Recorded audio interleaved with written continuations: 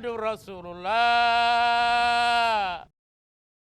Assalamu alaikum wa rahmatullahi wa barakatuh. Our cherished viewers, welcome to MTA Africa. And this is Journey to Islam, a program where we listen to stories of the converts of Ahmadiyya Muslim community. And then today we have Sheikh Shafik Matovu, who has journeyed from Seta to come and share with us his journey to Islam. Sheikh Sab, Assalamu alaikum wa rahmatullahi wa barakatuh. Wa alaikum salam wa rahmatullahi wa barakatuh. Welcome to MTA Africa Uganda Studios, and also we are delighted to have you to share with us your journey to Islam. Alhamdulillah. Yes, before we delve deep into your story, can you tell us a little bit of your background? Assalamu alaikum wa rahmatullahi wa barakatuh, dear cherished viewers. And I'm very glad to be here and to be part of those who narrate their stories of converting to Jamaat Ahmadiyya.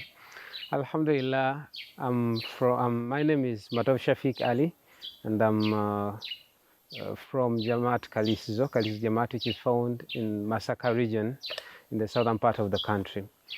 Alhamdulillah, I'm a Muslim by birth. My whole family, they are Muslims, my mother and my father. Actually, my mother was not a Muslim, but she was converted to Islam after getting married to my father. I was born in 1994, and since then, Alhamdulillah, Allah has raised me to this gracious Yes, life. you've told us that you were born in a Muslim family. Yes. Tell us how religion was like in your family. As we know, when you are born a Muslim, being a Muslim is enough. You are given a Muslim name. On Jummah prayers, you happen to go to the mosque. On Eid prayers, you happen to attend.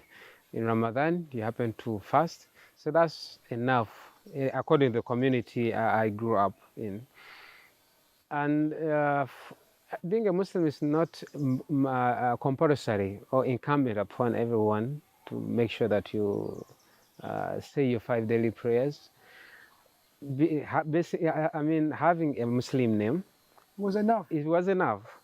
On Jummah days, on Fridays, you happen to go to the mosque.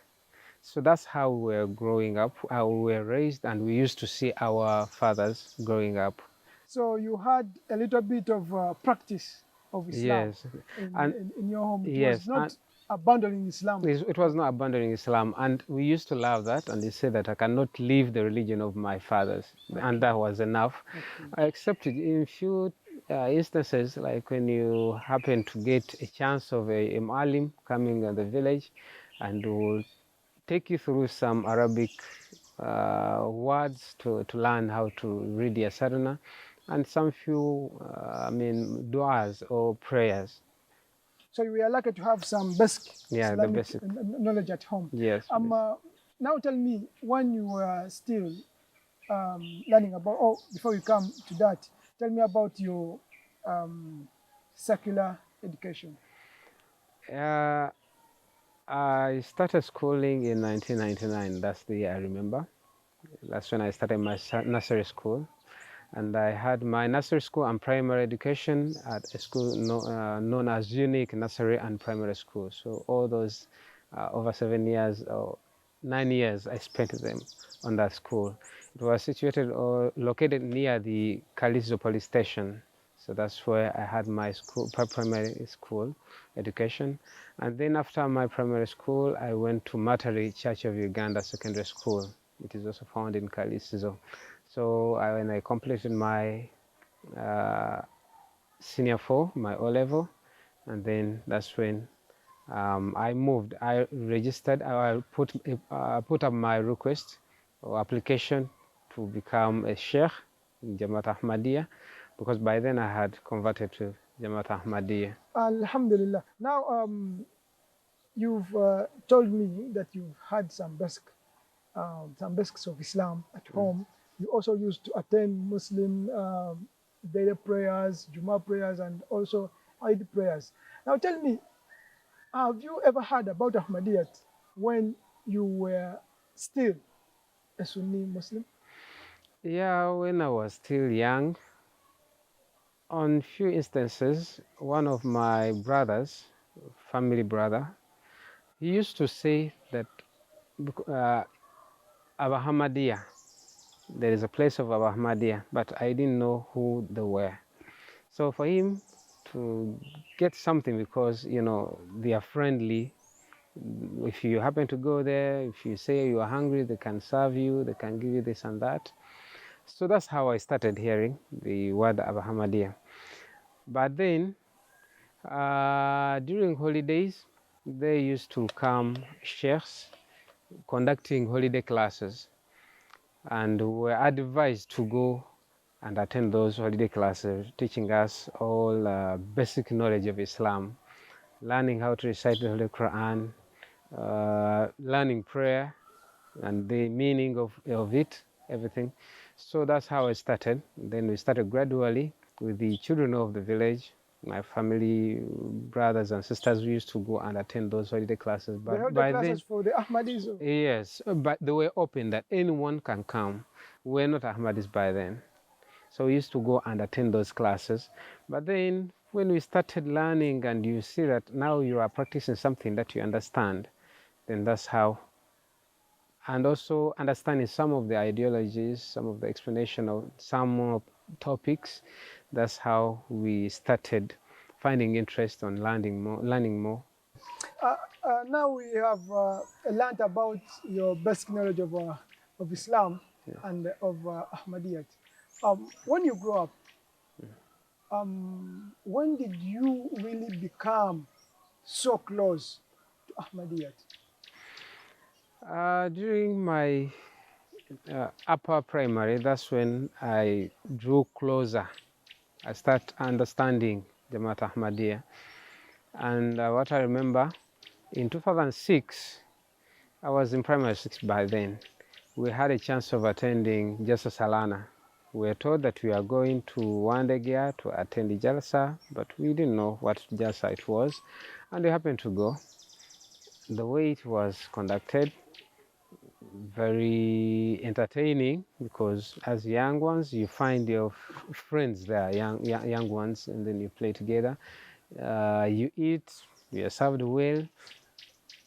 There is no ill treatment. There was no ill treatment, and that's the year that I regard that I decided to become an Ahmadi. And So how was that's it like after you converting to Ahmadiyyat with your parents? Were they Ahmadis or? There were no Ahmadis, but my mom was the first person to declare or to sign the bayat to become an Ahmadi in my family. My father was a free man, just a simple Muslim. He did not deny us that chance. He never stopped us. And even as I told you, the attending of Jasa, my first time, even he escorted us and he helped us to get the transportation to the Jalsa. So he was a free man. However, he wasn't so much lenient or coming every time coming to the Ahmadiyya mosque. And so because of that way of action or behavior, I became Ahmadis automatically. And continuous involvement of in different activities, attending the meetings, ijtimaats. I was already an Ahmadi. I never, personally, I never signed the bayat at that age At that age. until I So, joined at what Jamia. time did you sign the bayat? It was when I entered Jamia Tumbashirin, when I joined Jamia Tumbashirin Uganda in 2012 after my O-level. So, what pushed you to see that now let me put pen to paper? Yeah, because that's when you have to make everything formal. I left home when I thought I would just go for a training, short period of time, and then I come back and start leading prayers, teaching children and people. But when I reached in Jamia, I found out that things are not as I expected them. They are beyond that.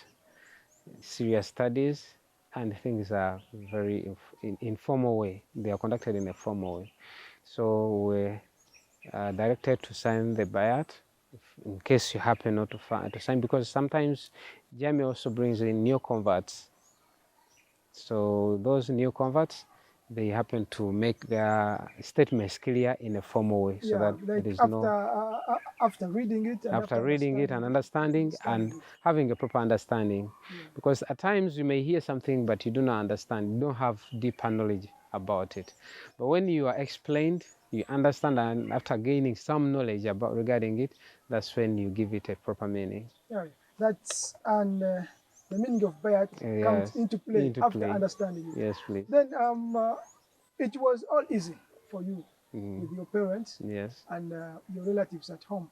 What about the mu'allimin or the sheikh who used to teach you? When I joined Jamia, I used to later I used to hear the manner in which my father was treated, because letting us become Ahmadis. So because you were still young, yes, the pressure was not directly on me, okay, but it was on my father. For example, at one time he lost one son, and he informed the Imam of the Non-Ahmadis to help him conduct the janaza. He told him, "Mumuliwa Kadian, you are Kadianis, you are Ahmadis. You left your family so you are no part of us." So because of that, that's when it came to his senses that now I have to make proper decision. I have to clear myself. And that's when he started understanding the real meaning of becoming an Ahmadi. And that when you make a decision, you have to stand with that decision. Sure. Otherwise, you'll be there hanging in the middle. So he started being lenient to the Jamaat, and even used to communicate to me when I was in Jamia. In case of any assistance, he used to help me. Even he was so helpful to the Alim in Khalisi's Jamaat. With other members, they used to see us as different people, even not Muslims. Yes, I know that place of Masaka, Kalisizo, it is mostly populated with non-Ahmadi Muslims. So how is it like to be an Ahmadi in that mix of the non-Ahmadis? Yeah, you understand the reaction of the people. And as Ahmadis, we are always advised not to create commotion. We preach peace and we have to practice it.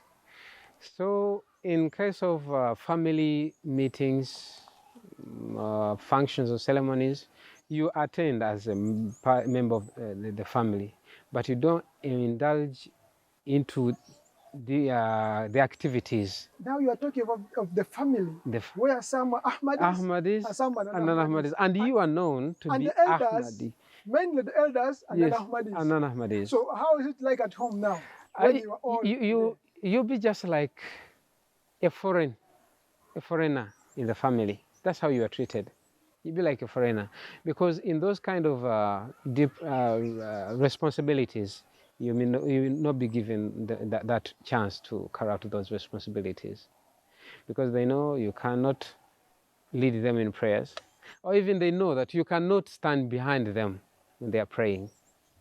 So how do you manage? Because now you are all Muslims and other people are seeing you. You Ahmadis, you know that I can't follow someone who did not accept the Imam Mahdi. And some people are viewing you. How is it like to? Yeah, those people. Some people, they try to ask or to negate such kind of behavior, but you explain to them in a beautiful way, and you let it be like that. If he believes, accepts it, it's good. If he denies it, it's still okay for him. So that's how we created peace and avoid commotion. So we went on like that up to when I graduated from Jamia. So in that family, we have one sheikh of the family, and for him, it's very harsh, and naming you, calling a kafir, he doesn't hesitate. But when he said that recently, when I came back and I tried to rebuke him, to tell him you have no right, and like challenging him in a beautiful way, in a humble way, some family elders, fathers, they saw sense in that the way I handled the situation, it is giving a meaning. Even when I extended the invitation to them to attend some of the programs of the Jamaat, like symposium like that during Ramadan, However, their sheikh advised them not to attend, that those are kuffar, they are no Muslims. Still, they disobeyed him and they attended. And they wanted to see by themselves actually what is really happening with Ahmadis. And now they are having respect because now they know. They have never had anyone to stand in challenging their sheikh. So when I did that in a very humble way, they know that this boy is really a scholar. He knows something and is having to be taken slow. Because if you try to challenge him, even all those who are trying to be obedient due to the fear of the family or due to the respect, they will just follow the boy. Yes. Now we know that in the African setup, or in Uganda in particular, a family is always having their imam. He, whatever fatwa he gives, that is a final one. So now you are living with him at home. Whenever you come, you gather together, you have to be there because you are part of that family. How is it like to be in a family where very few of you are Ahmadis and many of them are non-Ahmadis, and moreover, the elders are non-Ahmadis? It is challenging, and you really view it in the sense that you have a very big task to carry out. You have a very big responsibility of extending the knowledge to those all members, because some of them, they are not, as I told you in the beginning, they know they are Muslims and that's enough. They are Muslims, it's enough for them. They believe in, even when I discuss with some of the people, especially the elders, they say they want to stay together, that unity of the family. They fear to be divided with these religious differences. They want to stay together, and being a Muslim is enough for them. They say, we believe in Allah, we believe in the Holy Quran, the Holy Prophet. It's enough for for us. Be where you are. Yes. However, that doesn't stop us from carrying out our responsibilities. So you just try to preach to them the importance, the hadith of the Holy Prophet regarding the later age, the coming of the Imam Mahdi, the second coming of Nabi Isa, because they do believe in the second coming. However, they understand it in a different way than us.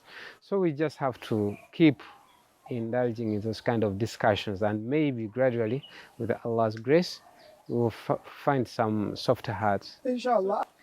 Sheikh Sam, now you decided at a point, after converting into Ahmadiyyat and going through whatever you went through, you decided that you want to become a missionary of the Ahmadiyya Muslim community. Where did that decision come from? Yeah, that decision came from the love of that particular missionary or Mualim. His name is Mahdi Lambayeho. He was a Tanzanian who was serving in Kalisu by then. That the way he used to conduct his discussions, people, non-Ahmadis, they used to come to him, asking him different questions, religious questions, and he used to answer them beautifully. And you see that everyone is content, is really agreeing to whatever he's saying. And during these also movements with him in different Jamaat functions and meetings, monthly meetings of the region, Jamaats, so he used to tell me the beauty in the Holy Quran, that when I will learn the Holy Quran, I will really understand and cry regarding what other Muslims they are explaining to the people regarding the teachings of the Holy Quran. And my mom actually wanted me to become a teacher, and I didn't like that profession. My father wanted me to be a construction engineer as like him.